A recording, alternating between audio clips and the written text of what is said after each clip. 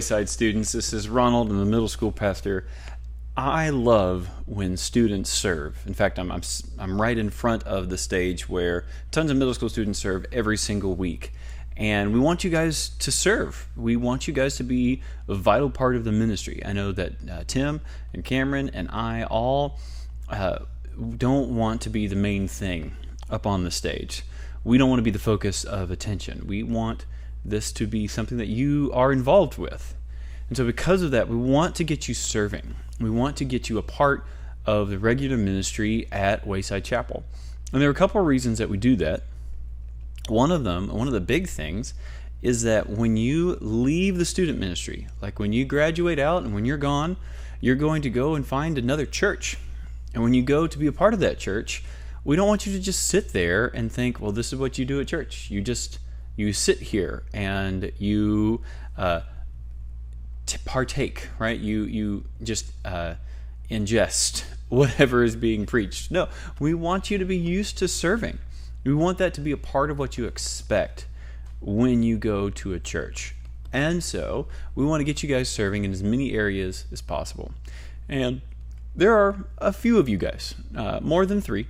And so because there are a couple of you guys, we need to get you onto a system where we can manage all of you. And what that looks like for us is using Planning Center. Part of what we do with Planning Center is it just allows us to schedule you, and it allows you to tell us when you're available to serve. And the great thing is Planning Center is something that we use all over the church. So it's not just in the middle school room or in Stone Oak with Cameron or in the high school room. It's actually something that we use all over campus for all of our worship services. Anytime someone's volunteering in any of those capacities, they're going to be in Planning Center so that they know when they're supposed to serve, what they're supposed to do. In fact, whenever I have announcements, when it's my job to get up on the stage and pray and do announcements, I get that notification through Planning Center, just like you guys do. And what we want to do is make sure that you know how to use that tool and what that looks like. A couple things that are super important. First, whenever Tim or Cameron or I send out an email to say, hey, block out the dates. When you get that email, that's when you talk to your mom and dad and say, hey, when are we going on vacation? When is somebody maybe going to come into town? When are my out-of-town tournaments? Or when are other things like that, so that you can go into Planning Center and block out Sundays where you know you can't serve.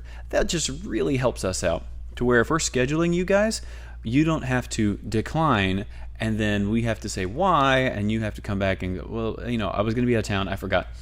It really, really helps us out if you block out in advance so that we know, hey, you just can't serve that Sunday. It's no hard feelings. Another thing that you need is you need an email that is just for you. Now, understand, if you're in high school, this probably is something you've already got. But if you're in middle school, especially a 6th grade student, you may not yet have an email address that is yours. You might be using the family one or mom and dad's or whatever. When it comes to Planning Center, we ask that you have a unique email address to you. And the reason is because the program doesn't like to have 2 different people on one email. So let's say that my email is ronaldl@waysidechapel.org, and I wanted to sign up my daughter Sophie. If I put Sophie into Planning Center using my email, it will actually overwrite me, and I will no longer be in there. It will only be Sophie, because the system can only do one person to one email. So if you're going to serve at Wayside, we need you to have an email address. Your school might have one, provide one for you. If your parents aren't comfortable with you having it just by yourself, talk to them and tell them, hey, you have the password. I just need the email address so I can sign up and serve at church. However that needs to happen, you need a unique email address to you so that we can schedule you. And then once you're scheduled, you'll figure out that you can block out your dates. You've got your email address. The next thing that you need to do is, if we send you invitations to serve, you need to either accept or decline. Now, we're not hurt if you have to decline. Like, it does not hurt our feelings if you decline the request. It even gives you like a little box to where you can say why you have to decline. Like, that doesn't hurt our feelings, I promise. What does hurt our feelings is if you just leave it pending. So for us, it looks like green, yellow, or red. Green means we know you're serving, you're committed, and you're going to come. Red means you have declined, something came up, you figured out that you're not going to be able to make it, so you're red. That means that we now know that we need to find a different spot for you. But if you leave it yellow and pending, we don't know if you're going to come and serve or not. And that's actually worse than declining. So when we send you the invitations, make sure you either accept or decline. Now, don't wait till the night before to decline. That doesn't help anybody, all right? When you get the invitations, look through calendar, go over with mom and dad, and hit accept or decline. Last thing you need to do is you need to do your homework. What I mean by that is, if you're playing for Tim, you need to look at the songs and you need to download them and print them off. If you're doing something for me in the middle school room that involves announcements or a game or a greeter item or anything like that, you need to read and see what it's required of you and make sure that you know what you're supposed to do.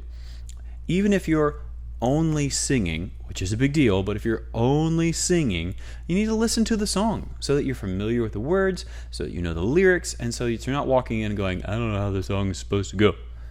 Doesn't help anybody. So if you are assigned and you accept, you need to look over that plan, that order of service, and do your homework.